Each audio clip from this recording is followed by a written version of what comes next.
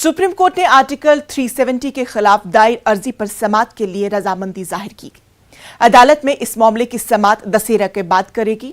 दायर दरख्वास्त के तहत दफा 370 को मनसूख करने और साबिका रियासत जम्मू कश्मीर को मरकज के ज़ैर इंतजाम इलाकों में तकसीम करने के फैसले को सुप्रीम कोर्ट में चैलेंज किया गया है।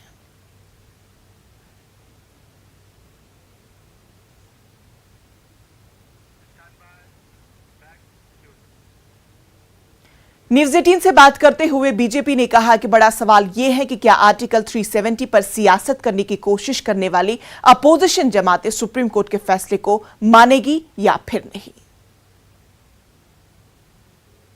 ये इतिहास गवाह है कि इस प्रकार के जो हमेशा से इन्होंने सुप्रीम कोर्ट के फैसले पर, चाहे वो राम मंदिर हो, दूसरी चीजें हो, उस पर इन्होंने हमेशा से सवाल उठाया है। तो अब भी इन पर शक ही रहेगा। अगर इनके पक्ष में आता है तो ये बात करेंगे, अदरवाइज ये सुप्रीम कोर्ट पर भी सवाल उठाएंगे।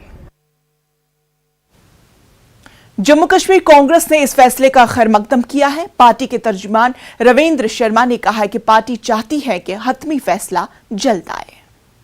कुछ स्पेशल दर्जा था, संवैधानिक उसका क्या स्थिति है, क्योंकि जिस तरीके से किया गया, जो मैनर अडाप्ट किया गया, वो हम समझते हैं कि पार्लियामेंट्री डेमोक्रेसी में अनडेमोक्रेटिक था और आर्बिट्रेरी था, एक तरफा था, लोगों की मंशा को मद्देनजर ना रखते हुए दिया गया था और उनकी एस्पिरेशन और भावना को नहीं समझा गया।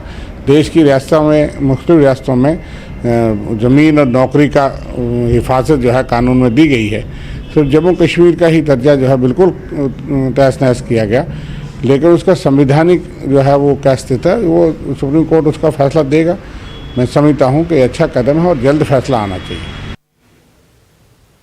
आज जम्मू कश्मीर के आखिरी डोगरा